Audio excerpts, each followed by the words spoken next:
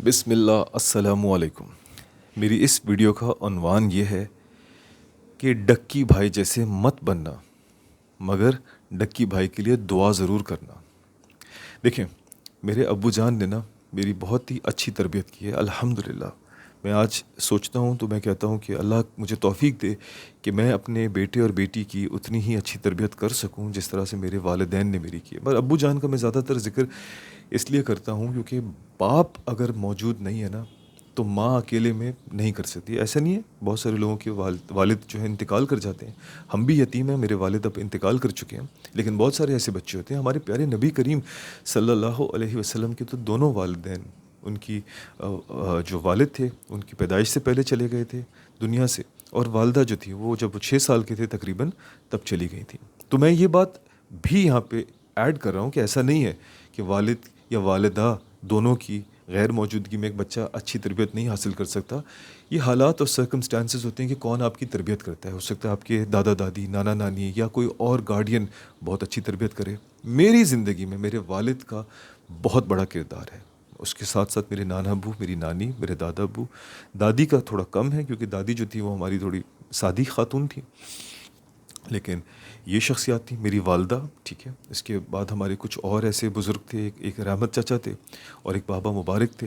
फिर उसके बाद मेरे वालदा की साइड से बेशुमार ऐसे लोग हैं, अब सबका नाम तो नहीं सकता, पर मेरे अब्बू जान जो थे ना, he was a very good person, और उन्होंने मेरी तरबियत के अंदर बेशुमार ऐसी चीज़ें की जो आज के दौर में मुझे बहुत ज़्यादा हेल्प कर रही हैं। तो खैर, बताने वाली बात ये वीडियो कहीं और चलेगी बात।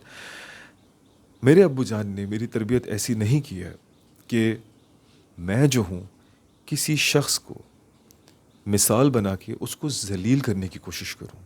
ठीक है, हम डक्की भाई के ऊपर बात करेंगे, लेकिन इसलिए नहीं क्योंकि वो इस वक्त मुसीबत में फंस चुके हैं और हम उनकी मिसाल को इस्तेमाल करके जो है उनको मलाइन करना चाहते नहीं। वो हमारे मुसलमान भाई हैं, पाकिस्तानी भाई हैं, और उसकी दर्द को देख के, मुझसे छोटा है, बहुत छोटा है मुझसे, उसके दर्द को देख के, उसके घर वालों के दर्द को देख के मेरे भी दिल में दर्द है। जैसे मेरा छोटा भाई अगर ऐसी तकलीफ़ में पड़ जाए तो मुझे दुख होगा। तो मैं उसकी मिसाल को इस्तेमाल करके उसको इंसल्ट नहीं करना चाहता। ये तमहीद मैंने इसलिए बांधी है सारी की सारी, कोई ये ना सोचे कि मैं उनके किरदार को इस्तेमाल करके कंटेंट बनाना चाह रहा हूँ या मैं उनके किरदार को अब मलाइन करके उनको जलील करना चाहता हूँ। नहीं, उनका बेसिकली जो इस वक्त जो एक स्टेटस था कि एक नॉर्मल लड़का एकदम से इतना ज़्यादा उसको फेम, इतना ज़्यादा उसको पैसा मिला, हम उस चीज़ को मिसाल बनाते हुए और फिर उसके साथ क्या हुआ उसको मिसाल बनाते हुए अपने नौजवानों के लिए और अपने उन तमाम बच्चों के लिए और अपने तमाम बराबर की उम्र के लोगों के लिए एक पैगाम देना चाहते हैं कि डक्की भाई नहीं बनना। अच्छा, अब इस बात की थोड़ी वजाहत करते हैं। देखो, डक्की भाई जो थे, जब ये कंटेंट क्रिएशन की दुनिया में आए, ठीक है, तो उनका अर्लियर कंटेंट क्या था? रोस्टिंग करते थे। मेरे पास भी एक दिन ऐसे ही रात को जब मैं इंटरनेट पे बैठ के वीडियोस देखता था तो मेरे सामने भी उसकी एक वीडियो आई जिसमें वो शाम इदरीस को रोस्ट कर रहे थे। शाम इदरीस का नाम इसलिए मेरी ज़ुबान पे रह गया है क्योंकि वो बहुत बड़ी कंट्रोवर्सी बनी थी, वरना उसने किसी को नहीं छोड़ा था। और आप यकीन करो, क्योंकि मैंने ज़िंदगी में कभी मेरे वालिद की तरबियत ऐसी गालियाँ नहीं दी। एक दफ़ा अब्बू जान ने हमें डांटा था और उसके बाद हमने गालियाँ कभी इस्तेमाल नहीं की। हाँ, मैं अपने 2 दोस्तों को बहुत देता हूँ गालियाँ, गंदी गंदी भी देता हूँ, खुदा मुझे माफ़ करे। उनके अलावा मैं नहीं देता किसी को, ठीक है? वो भी मुझे देते हैं। मगर कहने वाली बात यह है कि गालियाँ हमने कभी ना लड़ाई में इस्तेमाल की, ना ही गुस्से में इस्तेमाल की, ना ही कभी उसको आम किया, ठीक है? एक दफ़ा टेबल पे मैंने जो कहा था ज़माना खर बचाईदा, तो अब्बू जान ने कहा गालियाँ मत दो। मैंने कहा अब्बू जान ये तो खर बच्चा ही है, नहीं गधे का बच्चा। कहते हैं मुझे बोलो। मैंने कहा नहीं अब्बू जान, मैं आपको कैसे कैसे, तो फिर कहते हैं फिर ये गाली है। आप सोचो, इतनी सी नॉर्मल सी चीज़ के अब्बू जान ने हमारी ऐसी वो फेंटी लगा दी।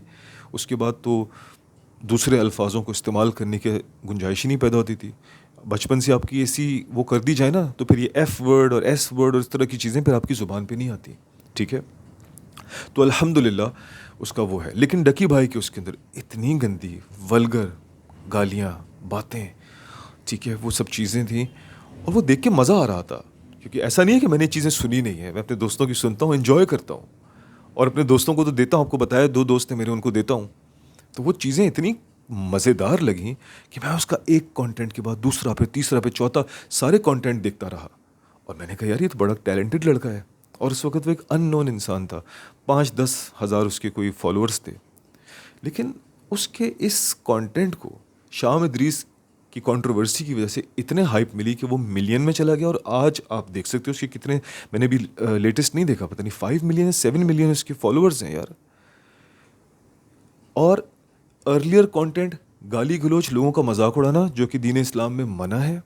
किसी का मजाक उड़ाना, किसी की बेइज्जती करना, किसी के ऊपर ताने कसना, और उस मजाक से एक शख्स को तकलीफ़ पहुंच रही है, वो कह रहा है मुझे तकलीफ़ पहुंच रही है, फिर भी वो कंटेंट बनाया जा रहा है।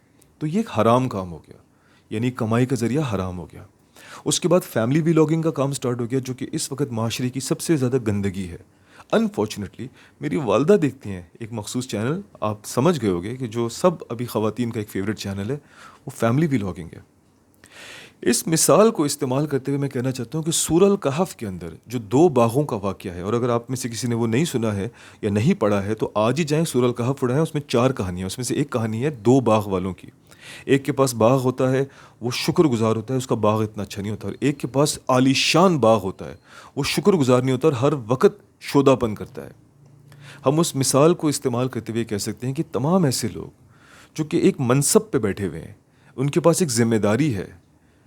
With great powers comes great responsibility. आपके पास फ़ैन फॉलोइंग है, लोग आपको सुन रहे हैं, आपको देख रहे हैं, आप मशहूर हो।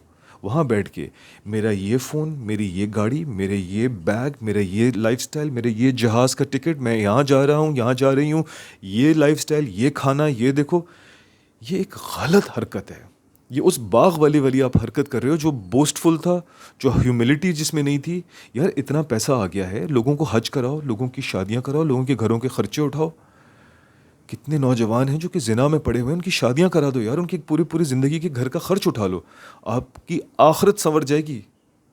शायद आपने एक, मैं अपनी तरफ से कह रहा हूँ, मेरी बात को वो ले मत लेना, शायद आपने ज़िंदगी भर एक नमाज ना पढ़ी हो, लेकिन अल्लाह के डर में ये काम करा दिया, हो सकता है अल्लाह आपको माफ़ कर दे इसके लिए, जबकि नमाज की कोई माफ़ी नहीं है।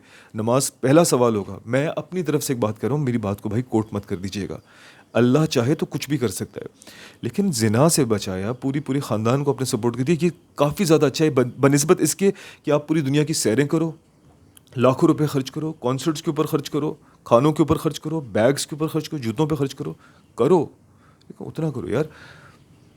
5,000 रुपये की घड़ी भी वही टाइम बताती है जो कि 5 लाख की या 5 करोड़ की घड़ी बताती है। तो 5 लाख की घड़ी पहनने का क्या फ़ायदा है, क्या तुक बनता है। और अब तो रेप्लिकाज आ गए हैं, 5-5 हज़ार रुपये में, 10-10 हज़ार रुपये में आपको रेप्लिका मिल जाता है। अपना शौक़ पूरा करो, हटाओ प्लीज़।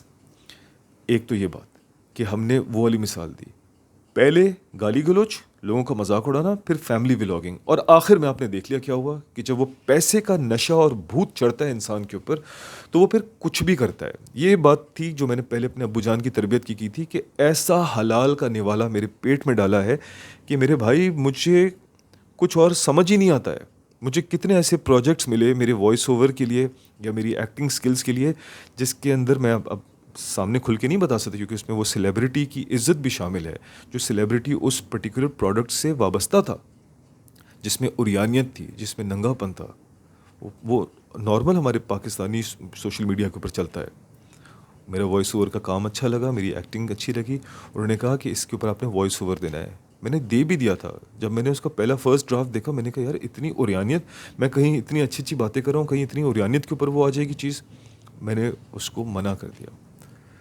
मैं इतना कोशिश कर रहा हूँ कि मुझे कोई ऐसा चैनल या कोई ऐसा प्लेटफॉर्म मिले जहाँ मैं कहानियाँ नरेट कर सकूँ, बच्चों के लिए कोई कहानियों का वो कर सकूँ। घुमा फिरा के मेरे पास या तो म्यूज़िक का प्रोग्राम आ जाता है। म्यूज़िक मुझे आज भी छोड़ने में मुश्किल हो रही है। दोबारा आप मुझे एक ऐसी चीज़ दोगे, हो सकता है मैं बहक जाऊँ, बिखर जाऊँ।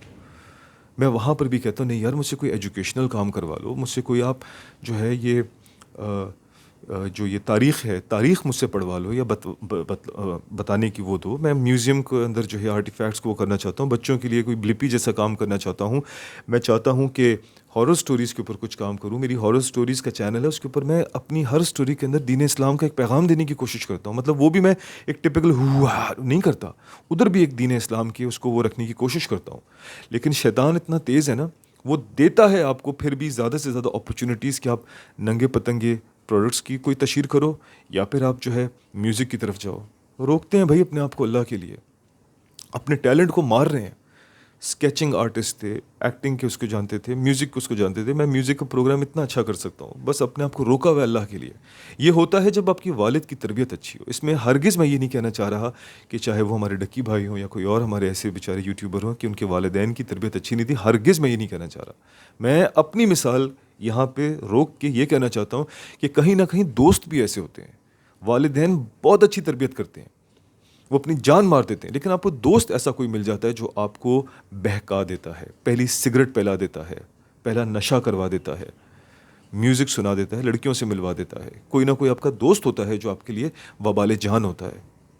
तो हो सकता है कि ऐसे तमाम नौजवानों के कोई दोस्त हो, वालिदैन का कसूर ना हो, और हो सकता है वालिदैन की भी कुछ गफलत हो, लेकिन इवेंचुअली जब वो जुए के कारोबार को और इस तरह की चीज़ों को करने लगे, और पता नहीं जो खबरों से आ रहा है कि अरबों रुपए कमा लिए, पता नहीं, आई डोंट नो ये सच है कि झूठ है, लेकिन अरबों रुपए कमा लिए। तो याद रखो मेरे बच्चों, तुम लोगों के लिए भी वीडियो बना रहा हूँ कि कभी भी ऐसा रास्ता इख्तियार मत करना ऐसे हमारे भाइयों से बहनों से इंस्पायर होके जहाँ पे आप किसी के जलील करो, कोई गाली गलौज का कल्चर वो करो, अपने घर को वो करो। मेरे घर वाले इतने नाराज़ होते हैं कि तुम यार ये पीछे घर दिखा रहे हो, मैं करूँ तो क्या करूँ, मेरे पास स्टूडियो तो नहीं है ना। कभी गार्डन में बैठता हूँ, वहाँ पीछे वो कुत्तों की आवाज़ आ रही होती है, कभी चिड़ियों की आवाज़ आ रही थी, कभी गाड़ी निकलती है, गार्डन में नहीं बैठ सकते। अंधेरे में बैठ के मुझे वीडियो बनानी पड़ती है फजर से पहले, कभी फजर से पहले, कभी फजर की नमाज़ के बाद, क्योंकि वहाँ मुझे खामोशी मिलती है। आज मैं यहाँ बैठा हुआ हूँ, इधर वो घर वाले कहते हैं यार ये सब नहीं दिखाओ, मैं नहीं दिखाना चाहता पर मेरे पास जगह नहीं है। मत अपने घरों को एक्सपोज करो। मेरा बेटा अब बड़ा हो गया, अब एक दो वीडियोस के अंदर मेरे साथ आया है क्योंकि वो बड़ा हो गया है और उसके साथ मैं बातें करता हूँ। मैं चाहता हूँ लोग वो बातें सुने कि किस तरह मेरा बच्चा जो है वो मुझसे इंटरेक्ट कर रहा है और मैं उसको क्या तरबियत दे रहा हूँ। वरना मैं अपने बच्चे को भी कभी कैमरे पे नहीं लेके आना चाहता था। बड़ा हो गया है और अच्छी बात करता है, मैं चाहता हूँ उसकी बात बच्चों को पहुँचे ताकि पता चले कि ये भी एक तरीका है बच्चे का यूट्यूब पे आने का। सिर्फ ये नहीं है कि आप वो जो चीज़ें मेरा बच्चा भी देखता था, मैंने छुड़वाई उसकी। वो पता नहीं कौन से प्रोग्राम्स थे, अब तो मुझे नाम भी नहीं आ रहे, लाट और निकी और पता नहीं कौन कौन से प्रोग्राम से वो देखता था। मैंने कहा बेटा छोड़ो, ये मर्द के बच्चे बनो। और आज मेरे बच्चे को मैंने तकरीबन 1 साल हो गया है, छुड़वा दिया है वो सब कुछ, बल्कि 2 साल हो गए हैं। मेरा बच्चा अब सही है अल्हम्दुलिल्लाह, वीडियो गेम्स खेलता है कुछ थोड़ा बहुत। लेकिन खैर दोबारा उस बात की तरफ आते हैं कि आपने सोशल मीडिया के प्लेटफॉर्म को इस्तेमाल करना है, अपनी आवाज़ को इस्तेमाल करना है, अपने टैलेंट को इस्तेमाल करना है इन कामों के ऊपर जो अलाइन होते हैं अल्लाह ताला के मिशन के साथ। कॉमेडी भी करो, हॉरर भी करो, गाना, आपकी आवाज़ अच्छी है गाना गाओ, हम्द पढ़ो, नात पढ़ो, अच्छे अच्छे सॉन्ग्स गाओ, अपनी बीवी के लिए गाओ, अपने बच्चों के लिए गाओ, अपने मुल्क पाकिस्तान के लिए गाओ। लेकिन वो तरीका इख्तियार नहीं करो जो कि हराम है, जिससे अल्लाह ताला को खो दो। रातों रात अमीर होने के ख्वाब नहीं देखो।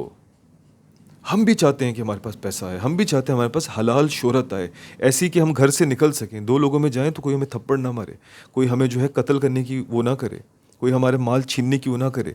हलाल हो, कम हो, लेकिन हलाल हो, बरकत ज़्यादा हो।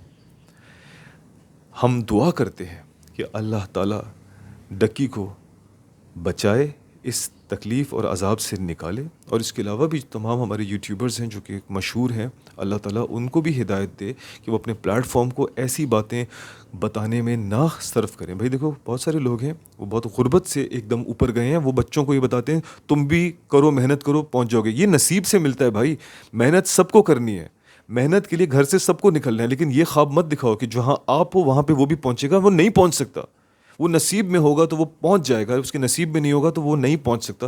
तो ऐसी बातें मत करो, मोटिवेट ज़रूर करो, हिम्मत ज़रूर दिलाओ, लेकिन अपनी ये अयाशी दिखा के उनको भूखा ना बनाओ कि वो इतने भूखे हो जाएं कि फिर वो कोई भी ज़रिया इस्तेमाल करें। अल्लाह के दीन के अंदर मेहनत करना, नौकरी करना, कारोबार करने की हिमायत है।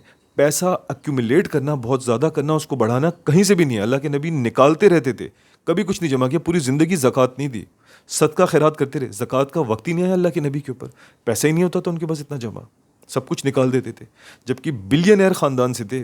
लेकिन आखिर वक्त गुर्बत में गुजरा क्योंकि वो अडॉप्टेड थी, क्योंकि ही वॉज अ लीडर। बात को यहाँ ख़त्म करते हैं। बात समझ में आई है तो अमल करो और मेरे लिए दुआ करो।